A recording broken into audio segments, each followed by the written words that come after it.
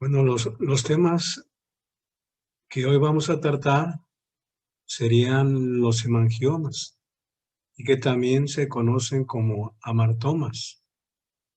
Uno de los más frecuentes viene siendo el hemangioma capilar, o que también los pediatras lo llaman angioma infantil. Es el más frecuente de los tumores vasculares. No son clínicamente evidentes al nacimiento, sino en los primeros días o semanas de vida del paciente. Por lo regular son lesiones únicas, aunque el 20% de los casos pueden ser múltiples. Pueden aparecer en cualquier parte de la piel, de las mucosas e incluso los órganos. Y la localización más frecuente viene siendo la cara, o se desarrollan también en la línea media, en el cuello y en la cabeza. Es un crecimiento anormal de los capilares sanguíneos. Prevalencia se desconoce, pero se estima que el 10% de los niños caucásicos lo van a presentar. A nivel de la esfera ocular, pudiera originar complicaciones y que deben ser tratadas lo más rápidamente posible. Estas complicaciones serían ambliopía, anisometropía y estrabismo, que más adelante vamos a mencionar. Entonces, el hemangioma capilar o el hemangioma infantil tiene una clasificación, y esta clasificación es por su localización. Tenemos en primer lugar el hemangioma capilar superficial, y de estos serían los hemangiomas cutáneos y el hemangioma capilar cutáneo. Tendríamos también lo que viene siendo el hemangioma, sobre todo capilar profundo, que se va a localizar detrás del septo notabiquio orbitario, la estructura que divide a los párpados de lo que es la órbita. Entonces se puede encontrar en la mayor parte de estos hemangiomas en la región intraconal o extraconal, originando a veces una proptosis o exoftalmos o un desplazamiento ya sea horizontal o vertical. Y vamos a tener el hemangioma capilar mixto, que va a presentar tanto la variedad superficial como la forma profunda.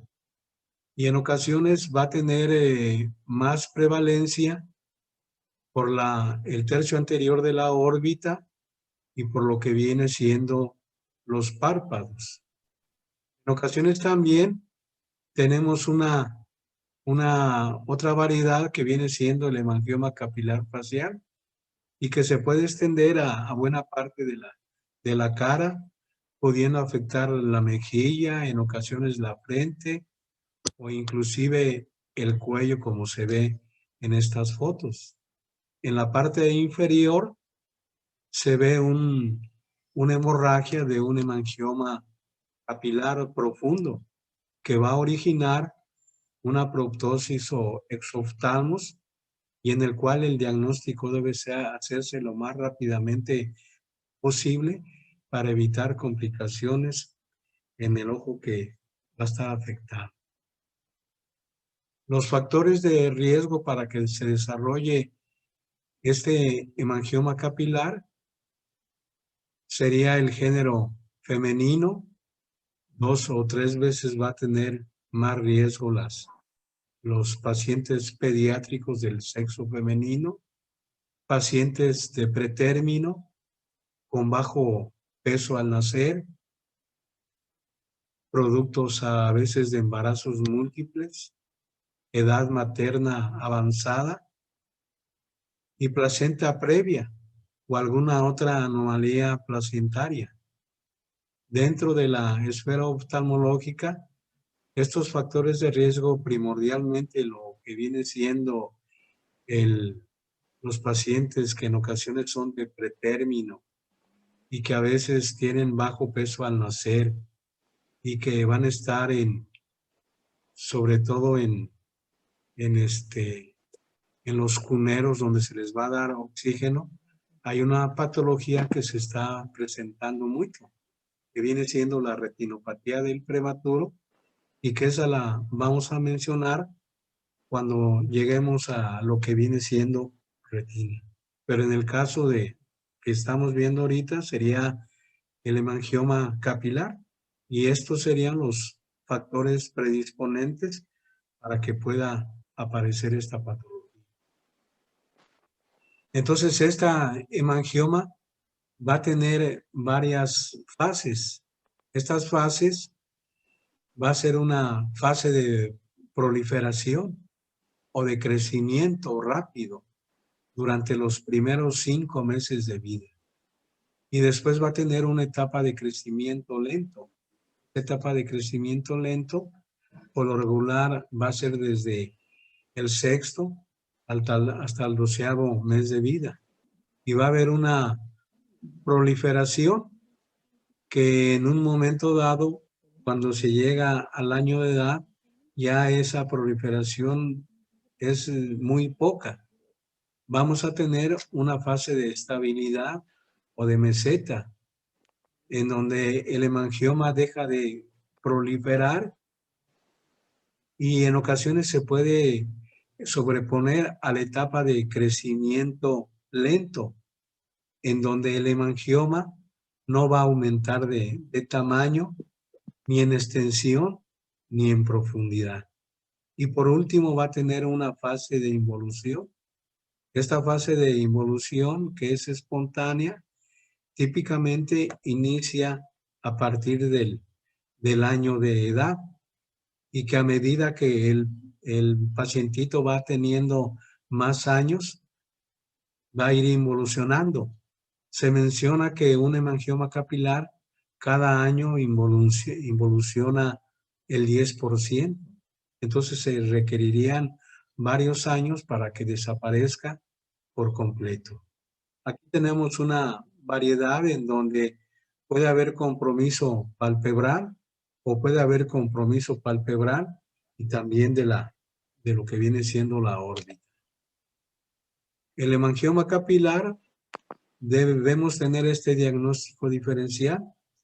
Hay una malformación capilar que se conoce como manchas en vino de Oporto y que se puede confundir muy fácilmente con el hemangioma capilar o el hemangioma infantil. Esta malformación en manchas o vino de Oporto está muy asociada a una facomatosis que se llama el síndrome de Sturger-Weber. Y ese hemangioma, en ocasiones cuando abarca ya sea el párpado inferior o a veces el párpado superior, que es lo más frecuente, sería un factor de riesgo para que estos pacientes desarrollen glaucoma, un glaucoma secundario.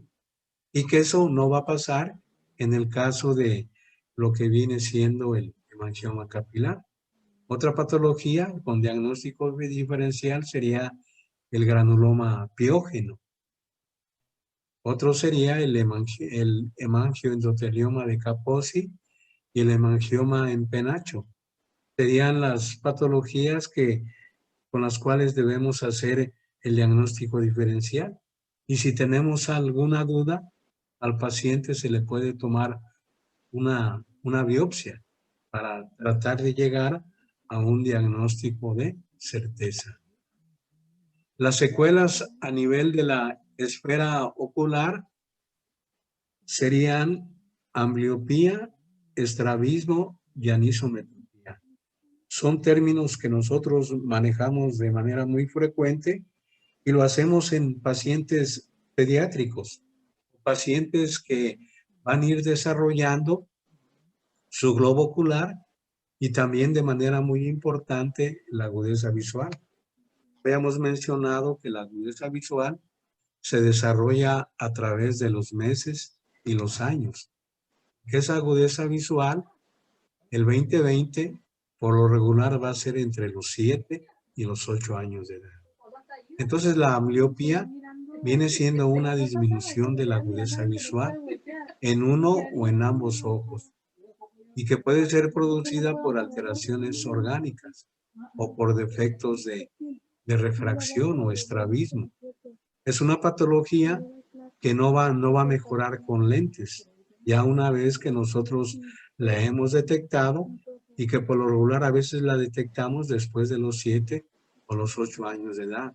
En el caso de lo que viene siendo el hemangioma capilar, hay hemangiomas que pueden comprometer el párpado superior y en ocasiones cuando comprometen el párpado superior pueden originar una blefaroptosis mecánica o caída del párpado superior que va a ocluir el eje visual.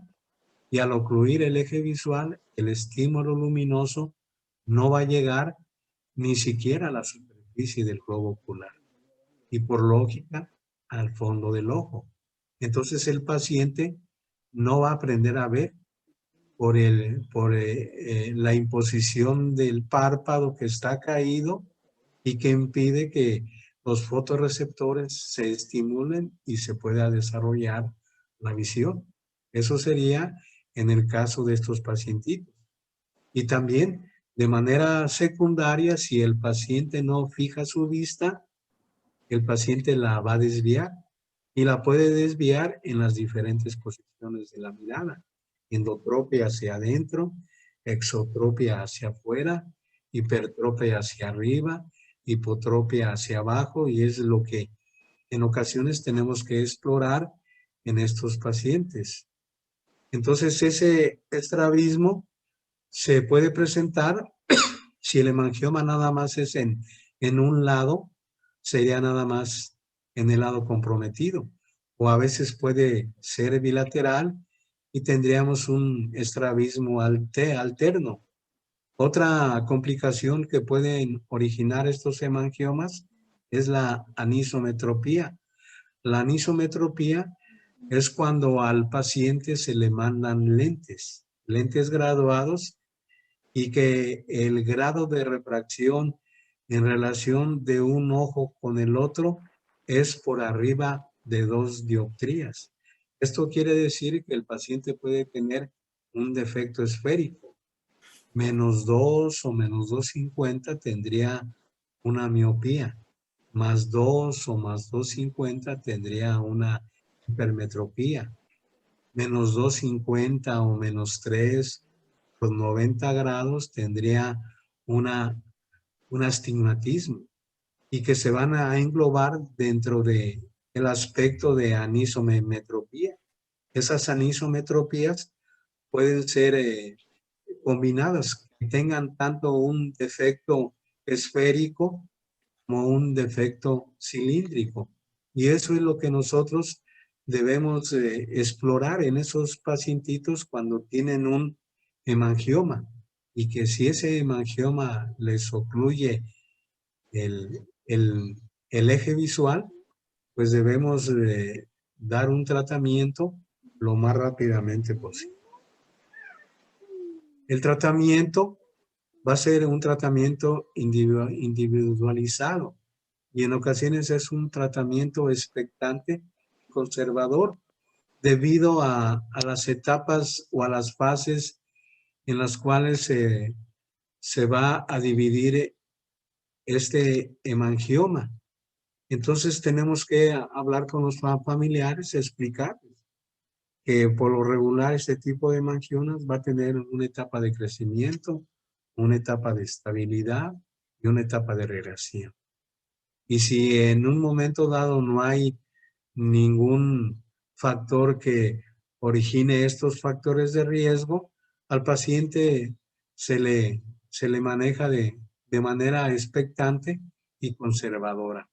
En ocasiones, cuando ya tenemos algo de complicaciones, se puede dar un tratamiento médico Y ese tratamiento médico sería utilizar beta bloqueadores por vía sistémica y por vía tópica o local. Se van a mandar beta bloqueadores a manera de gota, una gota cada 12 horas. Se va a mandar tomado un beta bloqueador para tratar de que haya una regresión de los tumores vasculares que tienen estos pacientes. Por lo regular, si nosotros vamos a enviar beta bloqueadores, pues debemos canalizar al paciente con el cardiólogo o con el médico internista para que le haga una revisión integral y ver que no hay ninguna contraindicación para enviar este tratamiento, que en ocasiones pudiera ser por un año mínimo o en ocasiones más años.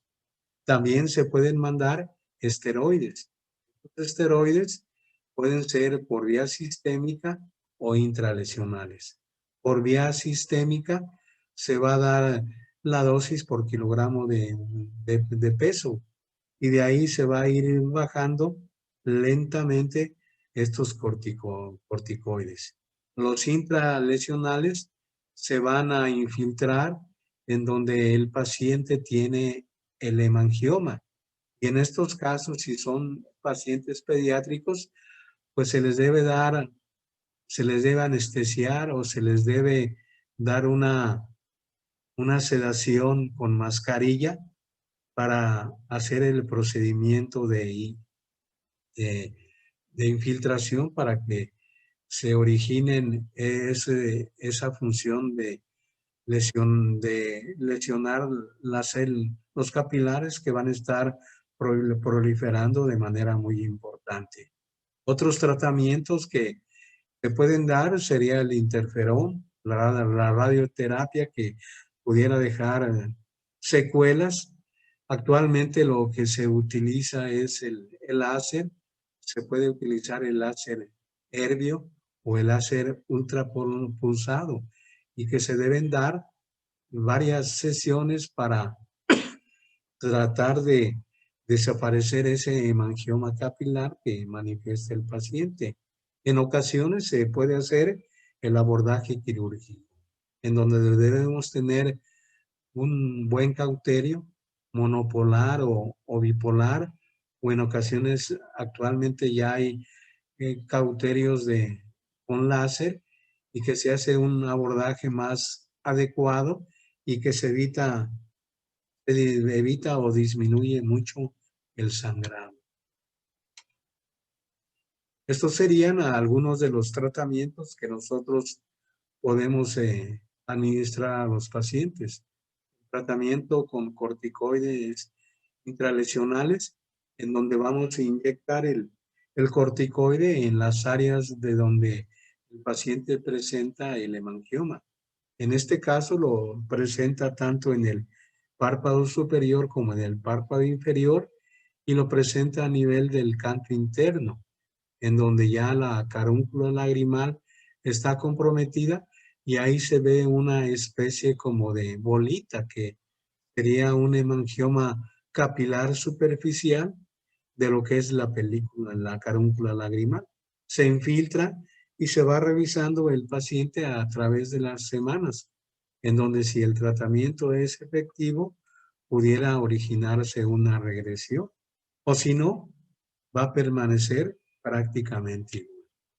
Este sería el abordaje quirúrgico de un hemangioma tanto superficial como profundo, en donde se hace una incisión tipo blefaroplastía y se trata de hacer una resección del papiloma que se tiene a nivel palpebral e inmediatamente se pudiera hacer un abordaje entrando por un lado de la conjuntiva pulvar para ir resecando. En estos casos se debe referir los músculos extraculares y en este caso el abordaje sería bajo anestesia general por el hecho de manejar los músculos extraculares y que a veces nosotros debemos localizarlos y los debemos referir con un gancho un gancho que se llama de estrabismo para movilizar estos músculos oculares. Y que en el caso de esta paciente, este hemangioma lo tiene a un lado de la conjuntiva que viene de la pared medial de la órbita y que debemos hacer un abordaje en ocasiones más profundo. Y aquí tendríamos el tratamiento con láser, en donde se utiliza ya sea la variedad de láser Erbium o de láser pulsado, en donde al paciente se le pueden dar varias sesiones y que en ocasiones a estos pacientes, en el caso de pacientes pediátricos, preescolares o escolares, se puede en ocasiones sedarlos para poder implementar este tipo de tratamiento. Vamos a entrar con otra patología que también es vascular, otro amaratoma, que se llama hemangioma cavernoso. El hemangioma cavernoso, pues tiene predilección por, por las personas adultas que pasan por arriba de los 20 años. El hemangioma capilar, predilección por pacientes pediátricos o pacientes preescolares. En el caso del hemangioma cavernoso, es el tumor vascular más común de la órbita en adultos. Predilección por el sexo femenino. La relación es por lo regular del 70% de los pacientes que en ocasiones acuden y que les hacemos el diagnóstico de hemangioma cavernoso. Aparece después de los 20 y puede variar, puede presentarse hasta los 60 años de edad o en ocasiones en algunos pacientes puede salirse más allá de los 70 años de edad. ¿eh? Puede en un momento dado presentarse de manera uni o bilateral. Tiene una prevalencia entre el 3 y el 6% de la patología orbitaria. El tiempo de evolución va a oscilar entre lo que viene meses y años. Puede presentarse también a nivel ya sea de la órbita, originando lo que viene siendo una proptosis o exoftalmos. O si se presenta en las diferentes paredes de la órbita, primordialmente en la región extraconal, puede originar una desviación del globo ocular, ya sea de manera horizontal o de manera vertical. Entonces, el signo más llamativo del hemangioma cavernoso sería la proptosis o el exoftalmos, y eso nos habla que la tumoración vascular está en el compartimiento intraconal, está en la parte posterior del ojo y está entre lo que viene siendo el globo ocular y el vértice de la órbita. Y que al ir creciendo, pues va desplazando el globo ocular hacia adelante, originando una proptosis o el exoftalmo. Entonces, es lo que en un momento dado debemos tomar en cuenta. Los síntomas y signos que van a presentar a los pacientes puede ser visión borrosa ocasional. Esto se puede presentar en ocasiones por reducir el diámetro anteroposterior del globo ocular. Entonces, esta visión borrosa se presenta cuando está en el compartimiento intraconal y que puede desplazar al globo ocular hacia adelante. Y eso va a originar que también el polo posterior se desplace hacia adelante y puede originarse cierta visión borrosa. O hay algunos pacientes que tienen un defecto refractivo, primordialmente miopía, y que a veces estos hemangiomas cavernosos, cuando aparecen en el compartimiento intraocular, a los pacientes los vuelven hemétropes. O sea, de tener una visión anormal, pueden tener una visión normal. Y todo es debido a que el diámetro anteroposterior, en estos casos, cuando hay ese defecto refractivo, disminuye y el globo ocular puede tener un diámetro anteroposterior normal. Esa disminución de la agudeza visual también se puede originar por compromiso del segundo par craneal, que el hemangioma lo puede envolver y originar cierto tipo de neuropatía óptica. La proptosis o el exoftalmo va a ser un exoftalmos leve y va a variar entre 2 y 4 milímetros. Y cuando hacemos la exoftalmometría, pues también nos daría una proptosis leve con estos datos. El desplazamiento del ojo ya sea de manera horizontal o vertical, se va a presentar en el 57% de los pacientes. Puede haber edema palpebral cuando el hemangioma cavernoso se localiza por delante del septum o de tabique orbitario. En el caso de los hemangiomas intraconales, al hacer presión sobre la parte posterior del globo ocular, se pueden originar unos pliegues corioretinarios o retinocoroideos. Y esos pliegues pues van a estar originados por esa protusión que va a hacer el hemangioma sobre el polo posterior. Y que esos pliegues nosotros los vamos a ver por medio de la oftalmoscopía, ya sea directa o indirecta, o por la biomicroscopía de fondo. O también pueden salir por medio del ultrasonido o la tomografía de coherencia óptica. En ocasiones, cuando el hemangioma intraconal crece mucho, puede originar alteraciones a nivel del nervio óptico, originando una neuropatía y que en estos casos se debe actuar lo más rápidamente posible.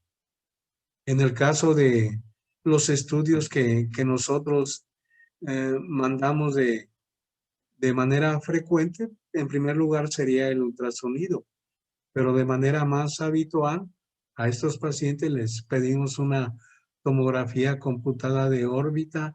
En ocasiones vamos a mandarla con medio de contraste y se va a observar una masa intraorbitaria o puede ser intraconal, que va a estar a nivel del vértice de la órbita y que puede agarrar parte del compartimiento intraconal o agarrar parte del compartimiento extraconal y que se va a ir extendiendo, o si este hemangioma va avanzando, va a cubrir todos estos espacios y a veces pudiera originar desplazamiento o compromiso de los músculos estructurares o también compromiso del segundo par craneal en su porción orbitaria. Cuando este nervio sale de la esclera, pues va a pasar por toda la órbita. Y ahí este hemangioma, si compromete todo el vértice de la órbita, pues va a afectar de manera directa al globo ocular. En el caso de la resonancia magnética, se pueden utilizar las secuencias en T1 o en T2, y en la cual se va a apreciar una masa intraorbitaria y que va a ser una masa intraconal, tanto intra como extraconal, y que va a originar desplazamiento de los músculos extraoculares, como sería el oblicuo inferior, el recto lateral, a veces el recto superior, si hubiera un crecimiento más exagerado, y que en la imagen de resonancia nos puede originar una imagen hiper, hiperintensa, y que eso lo vamos a ver en los estudios de resonancia magnética, donde no vamos a ver el tejido óseo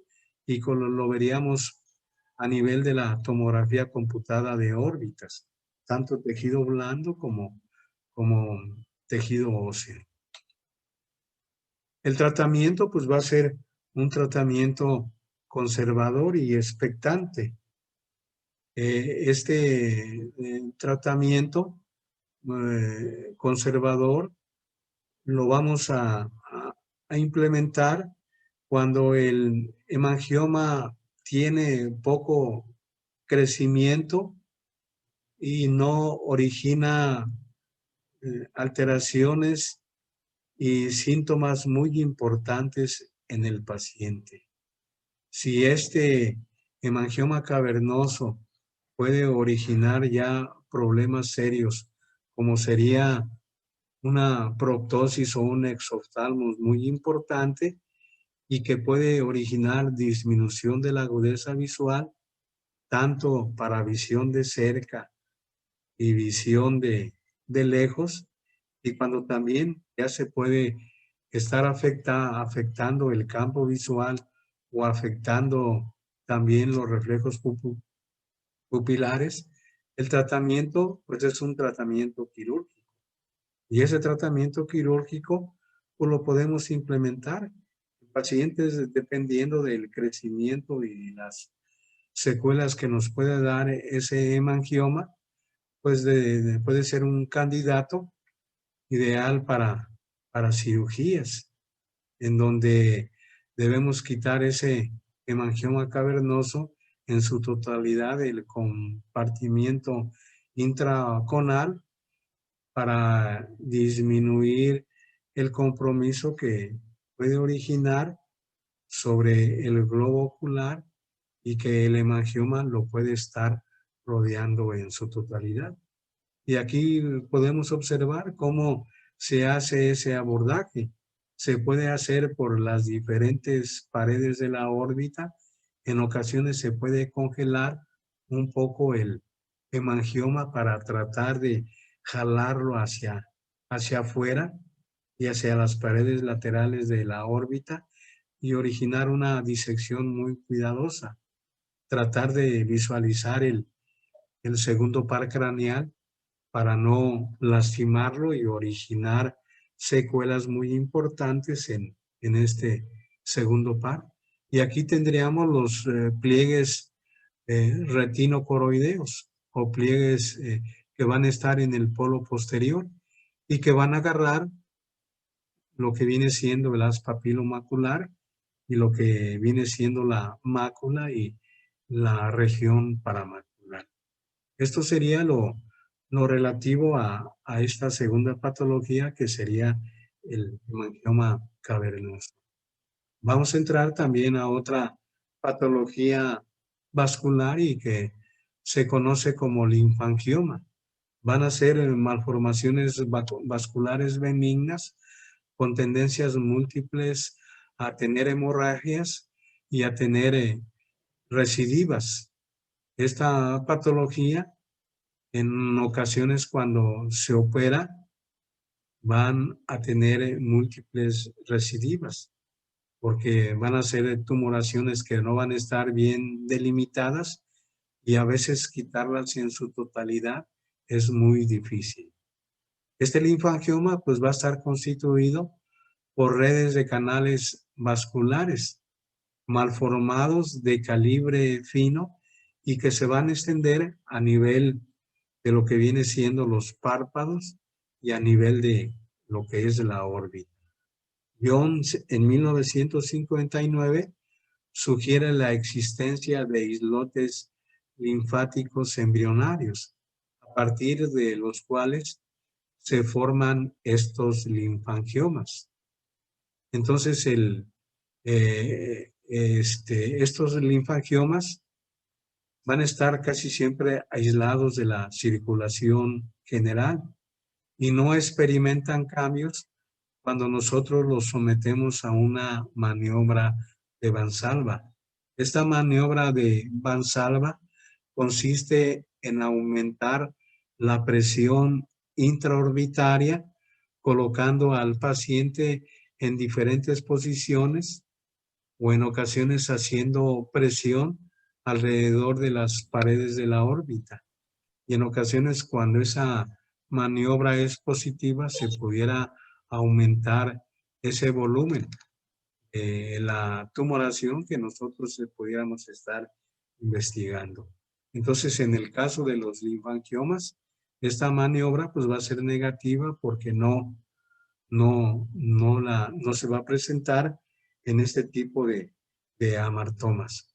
Y aquí podemos ver cómo se puede presentar a nivel de párpados, o en ocasiones también puede comprometer la órbita o puede comprometer la superficie del globo ocular y nos va a dar en ocasiones un hallazgo muy característico, que son unos quistes que se conocen como quistes de chocolate, porque simulan como si ustedes tuvieran un chocolate y en esos casos se debe hacer una resección cuidadosa de estos quistes. Nosotros salir disecando estos quistes, se puede presentar un sangrado y va a ser un sangrado que va a tener una forma achocolatada. Por eso se les conoce como quistes de chocolate y que son muy característicos del linfangioma. Va a tener una prevalencia muy baja en patología de órbita. Se dice que probablemente entre el 1 y el 2%, pero como viene en el temario de ustedes, se los estoy mencionando. Va a tener una dominancia por el sexo femenino de 2-1. La edad de primera consulta de estos pacientes oscila entre el año de vida y los 17 años. 78% de la presentación, los primeros síntomas van a ser antes de los 10 años de edad. Y estos primeros síntomas pueden ser un exoftalmos o pueden ser hemorragias recidivantes que van a presentar los pacientes a nivel más de lo que viene siendo los párpados o a nivel de lo que viene siendo la conjuntiva palpebral o en ocasiones de fondos de saco. Eso pues va a alarmar mucho al paciente. El diagnóstico diferencial lo debemos hacer con lo que viene siendo el pseudotumor orbitario o en ocasiones con los hemangiomas, tanto hemangiomas capilares como los hemangiomas que se van a presentar en adultos, que serían los hemangiomas cavernosos. Entonces, dependiendo de su localización, se pueden manifestar en diferentes formas clínicas.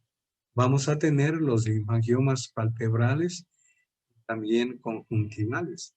Estos linfangiomas palpebrales pueden comprometer a lo que viene siendo la conjuntiva palpebral o tarsal, o también a la conjuntiva de fondos de saco, o pueden también comprometer a la conjuntiva vulvar, como sería en este caso, que ya compromete a la conjuntiva vulvar, que va a estar en contacto con la esclerótica, la conjuntiva de fondos de saco y un poco la conjuntiva palpebral.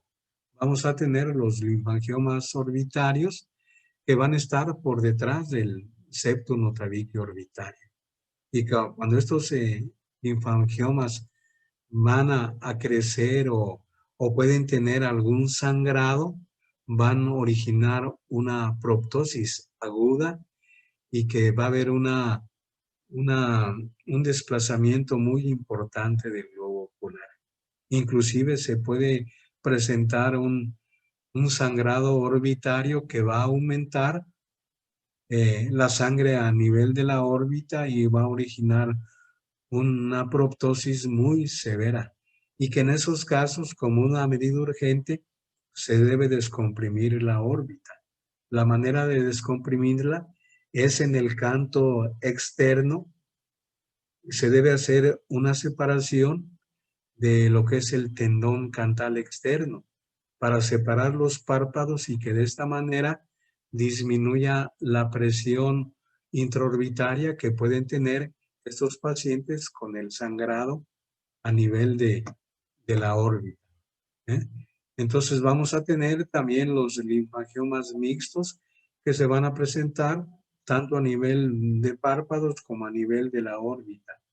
Y vamos a tener los linfangiomas hemifaciales que van a estar en la cara o pueden estar a nivel del cuello y que son pacientes que van a llamar mucho la atención porque una buena parte de su cara va a estar deformada y eso va a hacer que a veces la gente, pues la facies de ese paciente le llame más la. Estos serían los síntomas y signos que van a presentar estos pacientes que van a tener un linfangioma. Va a haber una hemorragia palpebral o conjuntival y que muchas veces es secundaria a mínimos traumatismos que pudiera tener estos pacientitos. A veces un golpe pequeño o algún objeto que pudiera, romo, que pudiera lastimar los párpados, pudiera originar ese sangrado sin la presencia de alguna herida, ya sea a nivel de los párpados que pudiera estar a nivel de lámina anterior o de lámina posterior. Va a haber un crecimiento lento de este tipo de tumoraciones y a veces ese crecimiento lento cuando en un momento dado se exacerba pudiera originar hemorragias bruscas y que va a originar inflamación de los tejidos periorbitarios, los tejidos que van a estar en los párpados. El paciente puede presentar dolor, en ocasiones pudiera presentar pérdida de la visión o variaciones de la agudeza visual cuando puede haber una alteración a nivel de el globo ocular en que se puede deformar ese globo ocular por la sangre que puede estar a nivel ya sea de segmento anterior o a nivel de segmento posterior.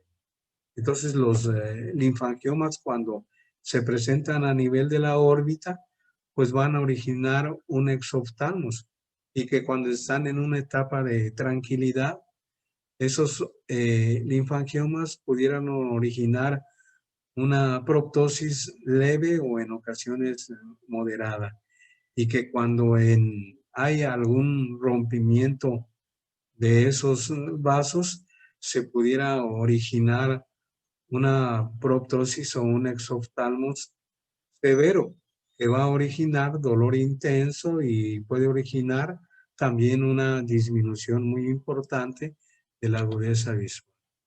Estos serían los estudios que nosotros vamos a implementar en estos pacientes.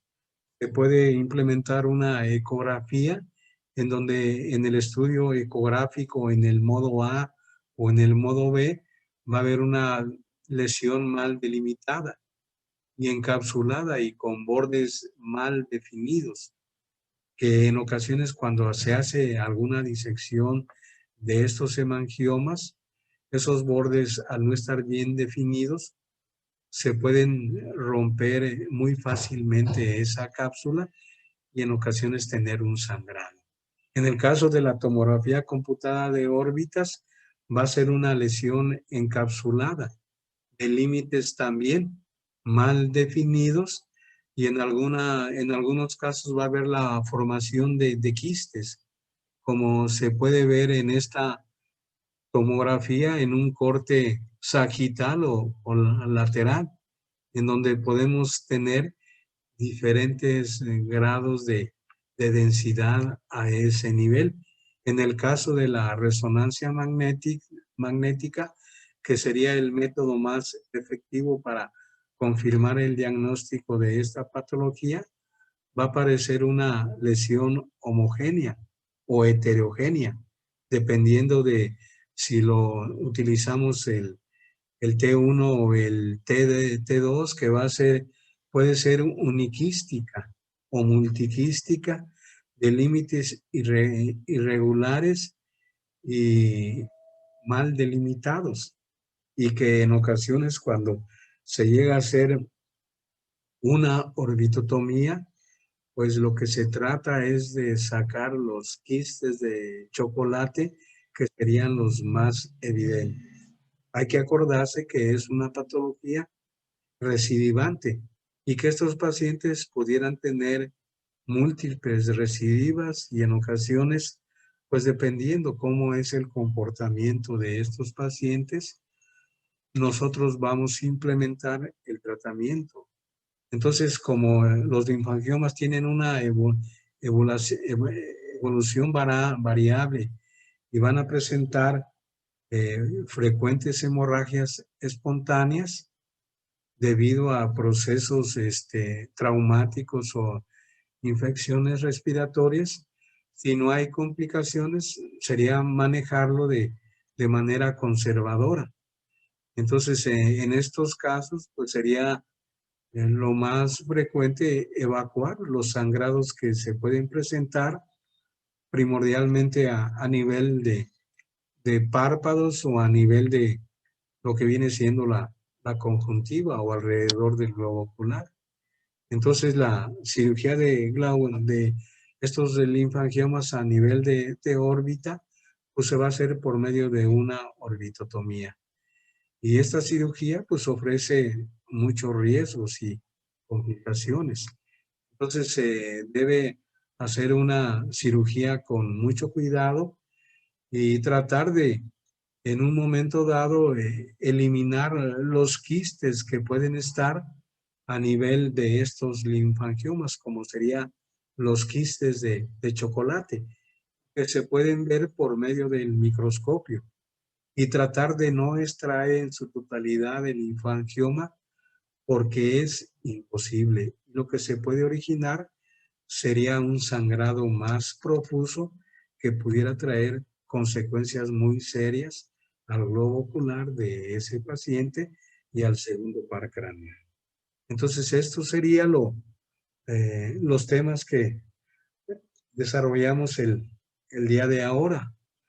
Para mañana continuaríamos con otra patología de órbita y esperemos a ver si podemos terminar mañana, si no, terminaríamos la próxima semana. No sé si tengan alguna duda.